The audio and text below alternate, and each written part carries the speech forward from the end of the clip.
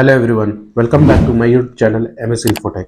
तो चलिए आज मैं आप लोगों के लिए बहुत ही खास इन्फॉर्मेशन लेकर आया हूं।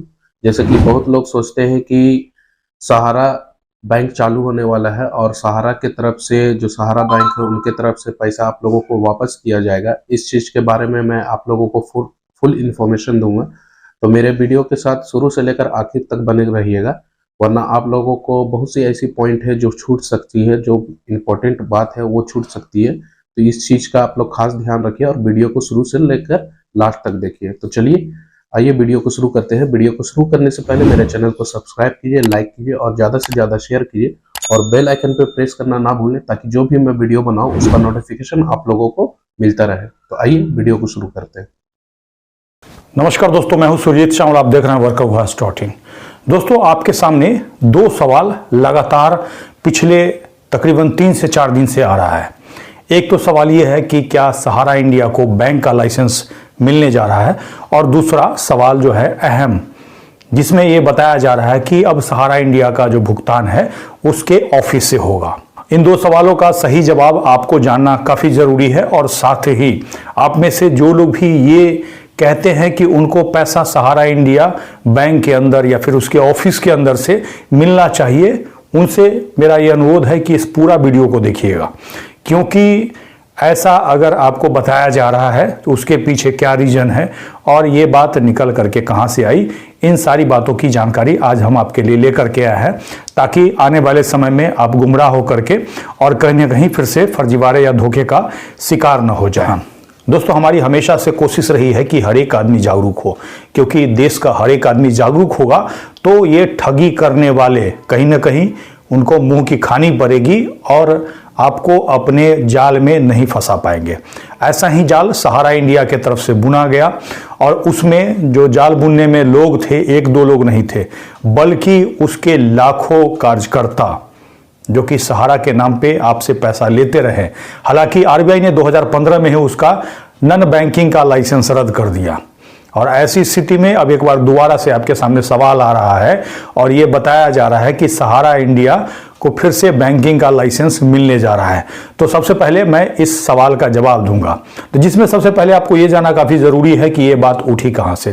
तो आपको बता दें कि पिछले साल जब हमने फरवरी 2022 में सहारा इंडिया फर्जीवाड़े का भंडाफोड़ किया, और इसको फर्जीवाड़ा क्यों, क्योंकि सहारा इंडिया जो नॉन बैंकिंग है वो बंद हो चुका था 2015 में ही, और उसके बाद उसी सहारा इंडिया के नाम पर आपसे पैसा लिया जा रहा था। और जैसे ही भंडाफोड़ किया वैसे ही लोग अपने एजेंट के दरवाजे पे पहुंच गए, अपने सहारा इंडिया का जो ऑफिस चल रहा है वहां पहुंच गए और उनसे मांग करने लगे। क्या? उनसे जाकर के पूछने लगे कि सहारा इंडिया में जब हमने पैसा जमा किया तो हमें हमारा इंडिया का कागज क्यों पकड़ा दिया गया, क्योंकि उन्होंने तो नॉन बैंकिंग में पैसा जमा किया था और उनका पहले क्यूसॉप से सोसाइटी के अंदर कन्वर्ट करके और पेपर पकड़ा दिया गया था, और जिसके साथ ही देश के तमाम जमाकर्ता एजेंट को ये कहने लगे कि हम तो पैसा तुमसे ही लेंगे। और ऐसा क्यों कहा? क्योंकि जब एजेंट पैसा जमा लेने आता है आपके पास तो आपको ये कहता है कि उसको मत देखिए, हमको देखिए, हम तो आपके घर के पास के हैं, हम आपको जमीन बेच करके भी पैसा देंगे, और ऐसा विश्वास में लेकर के ही आपका पैसा जमा करवाया। और ऐसी स्थिति में जब आपको ये पता चला कि भाई सहारा इंडिया बंद हो चुका है और उसके बाद भी पैसा आपसे लिया जाता रहा, तो ऐसी स्थिति में जब आप दबाव बनाने लगे तो सारे के सारे एजेंट घर छोड़ करके भाग गए। कोई अपने पड़ोस में जाके रहने लगे, कोई अपने रिश्तेदार के यहाँ रहने लगे, और आपका फ़ोन उठाना बंद कर दिया। अब ये कहानी मैं आपको इसीलिए बता रहा हूँ क्योंकि आपको ये पता चल पाए कि आखिर फिर से आपके लिए एक जाल बुना जा रहा है, उससे आप निकले कैसे और उससे बचे कैसे।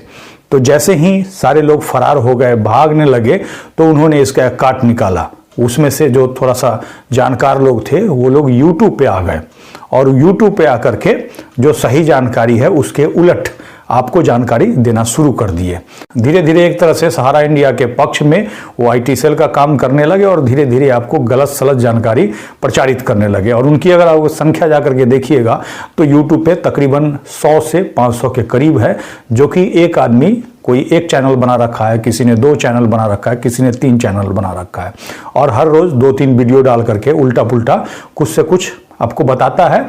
और उसका पूरा एक ग्रुप है, एक न्यूज़ अगर फैलाना हो, चाहे वो झूठ हो या सही हो, तो वो सब मिल करके फैलाता है। उसी में से कुछ लोगों ने आपको ये भी बताया था कि दिल्ली आंदोलन का असर हुआ और राजनाथ सिंह स्वप्ना राय से मिलने पहुंचे। अब सरकार जो है दबाव में है, अब आपका पैसा मिलेगा। यही नहीं, बल्कि बीच में ये भी आया कि नेताजी स्वप्ना राय से सीधा बात कर रहे हैं। उसके बाद आप सुनिएगा तो आपको और हैरानी होगा। अभी अमित शाह जी, जो कि कोऑपरेटिव मंत्रालय का जो सीआरसी बिल्डिंग है उसका उद्घाटन कर रहे थे, उसका एक छोटा सा क्लिप आपको दिखा करके ये दावा किया जा रहा है कि सहारा को बैंकिंग का लाइसेंस मिलने जा रहा है। ऐसा मैं इसीलिए कह रहा हूं क्योंकि अमित शाह जी ने सहारा के बारे में मात्र 3 लाइन बोला है, और वो भी भुगतान के बारे में, और जिसकी जानकारी हमने पहले ही आपको दी है। अगर आपने उस वीडियो को नहीं देखा है तो यहाँ पे आई बटन पे क्लिक करके देख सकते हैं। लेकिन उसमें ऐसा कभी नहीं कहा या फिर कहीं नहीं कहा है कि सहारा इंडिया को बैंकिंग का लाइसेंस मिलने जा रहा है। और अगर बैंकिंग का लाइसेंस भी मिलेगा तो अमित शाह जी नहीं देंगे, उसके लिए आरबीआई वित्त विभाग की तरफ से कोई नोटिफिकेशन जारी होगा, कोई न्यूज़ जारी होगा, और इस तरह का कुछ नहीं होने जा रहा है, क्योंकि सहारा इंडिया ने फ्रॉड किया था और इसी के लिए उसका लाइसेंस ही रद्द कर दिया। तो ऐसा अगर आपको कोई कह रहा है या फिर किसी एजेंट को ऐसा दिलासा दे रहा है कि उसको फिर से सहारा इंडिया के अंदर नौकरी मिल जाएगी, फिर वो एजेंटी का काम करने लगेगा, तो इस भ्रम में ना रहें। इसके बाद दूसरा जो सवाल है कि सहारा इंडिया के जमाकर्ताओं का पैसा क्या उसके ऑफिस से मिलना चाहिए या फिर मिलने वाला है, तो इसके लिए मैं आपको क्लियर कट बता दूं कि ऐसे भ्रम में ना रहें। अगर ऐसा आपको कोई कह रहा है तो आपके साथ धोखा कर रहा है। और साथ ही एजेंट से और सहारा के जो ऑफिस में जो बैठे लोग हैं उनसे सावधान रहे। कहीं ना कहीं आपका वो ओरिजिनल पेपर ठग लेंगे या फिर आपसे कोई पेपर साइन करा लेंगे कि हम पैसा पा गए, और ऐसा करके वो सरकार को दिखा देंगे, तो कहीं ना कहीं बिना दिए हुए ही आपका पैसा गोल हो जाएगा। इस बात को ध्यान रखिए, जैसा कि मैं पहले से आपको कहता आ रहा हूं। और आप में से जो लोग ये कह रहे हैं कि भाई हमको ऑफिस से ही पैसा मिलना चाहिए, तो कहीं ना कहीं या तो वो एजेंट हैं या तो फिर इस जो फर्जीवाड़ा हुआ है इससे कहीं ना कहीं अनजान है, इसीलिए ऐसा बोल रहे हैं। आपको बता दें, जब माननीय सुप्रीम कोर्ट ने 2012 में सेबी के पास आपको क्लेम करने के लिए कहा था, तो उस समय भी आपको इन्हीं लोगों ने सेबी के पास क्लेम नहीं करने दिया, और आपका ओरिजिनल पेपर कहां जमा करा लिया, ऑफिस में जमा करा लिया, और आपको दूसरा पेपर पकड़ा दिया, यानी कि आपका कन्वर्ट कर दिया। तो ऐसा इसीलिए मैं कह रहा हूं कि ऐसे झांसे में ना आए। तो इसीलिए मैं सभी लोगों से अनुरोध करूंगा कि इस तरह का कोई भी वीडियो देखिए तो उसको शेयर मत कीजिए, क्योंकि आप शेयर नहीं कीजिएगा, लोगों तक पहुंचेगा नहीं, वायरल नहीं होगा, तो वो लोग इस तरह का वीडियो नहीं बनाएंगे। और ऐसा क्यों किया जा रहा है? तो ऐसा इसीलिए किया जा रहा है क्योंकि वो एजेंट है, वो चाहते हैं कि जिन लोगों के पास भी पैसा बकाया का रसीद है वो कहीं ना कहीं जमा हो जाए, और ताकि उनका पिन छूट जाए। और ऐसा ही स्थिति पैदा करना चाहते हैं, आपको धोखे में रखना चाहते हैं, जो पहले आपको प्रिंट मीडिया ने किया था, और वही अब यूट्यूब पे आकर के ये लोग गंद फैला करके आपका पैसा कहीं ना कहीं पचा लेना चाहते हैं, फंसा देना चाहते हैं।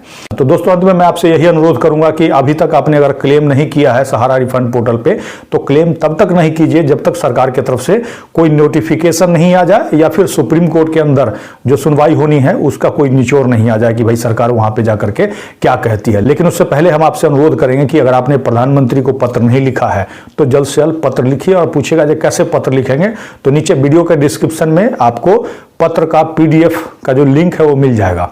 सीधे उसको डाउनलोड करना है, उस पर साइन करना है, अपना पता लिखना है, रजिस्टर्ड पोस्ट या स्पीड पोस्ट से भेज देना है, उसी में पता लिखा हुआ है। आप चाहे तो वैसा ही देख करके खुद से भी लिख सकते हैं।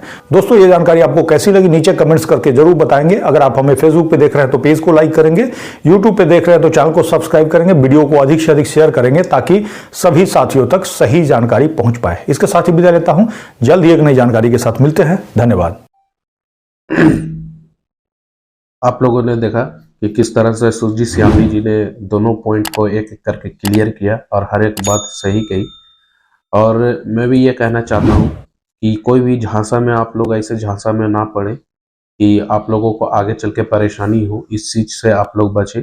और कोई भी ऐसे यूट्यूबर जो फेक न्यूज़ फैला रहे हैं उनसे सावधान रहें, और वीडियो को, उन लोगों की वीडियो को अगर देख रहे हैं तो उन लोगों की वीडियो को शेयर हरगिज ना करें, ताकि लोग गुमराह में ना रहे। तो इस चीज़ से आप लोग सावधान रहिए। और जितने लोग भी प्रधानमंत्री को अभी तक लेटर नहीं लिखे हैं वो लोग प्रधानमंत्री को लेटर लिखें और फॉरवर्ड करें। मैं नीचे डिस्क्रिप्शन में उनका जो पीडीएफ है वो पीडीएफ डिस्क्रिप्शन लिंक में दे दूंगा, वहाँ से आप लोग डाउनलोड करके उसे डायरेक्टली अपना साइन और पता लिख करके वहाँ पर अपना मोबाइल नंबर डाल के आप लोग फॉरवर्ड कर सकते हैं। तो मैं इतना ही आप लोगों को समझाना चाह रहा था वीडियो के माध्यम से। अगर आप लोगों को वीडियो अच्छी लगी हो तो नीचे कमेंट पे जरूर बताएं कि आपको वीडियो कैसी लगी और आप लोग किस जगह से हैं, कहाँ से बिलोंग करते हैं, इस चीज़ के बारे में भी आप लोग बताइए। और जितने लोग अभी अप्लाई नहीं किए हैं पोर्टल पे, वो लोग अप्लाई ना करें, कृपया नोटिफिकेशन का इंतज़ार करें। जो भी नोटिफिकेशन आएगी उसको नोटिफिकेशन आने के बाद ही कुछ एक्शन लें। मैं इतना ही कहना चाहूँगा। जो भी मैं अभी तक जो शुरू से लेकर के अब तक कहता आ रहा हूँ वही चीज़ मैं फिर से दोहरा रहा हूँ। सतर्क रहिए और जितना हो सके हम लोगों को सपोर्ट कीजिए। तो चलिए मैं अपने वीडियो को यहीं पे ख़त्म करता हूँ। मेरे वीडियो के साथ बने रहने के लिए थैंक यू सो मच।